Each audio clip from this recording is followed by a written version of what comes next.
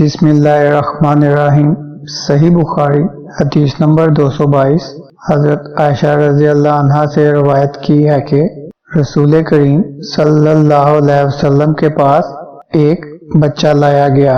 اس نے آپ صلی اللہ علیہ وسلم کے کپڑے پر پیشاب کر دیا تو آپ صلی اللہ علیہ وسلم نے پانی منگوایا اور اس پر ڈال دیا۔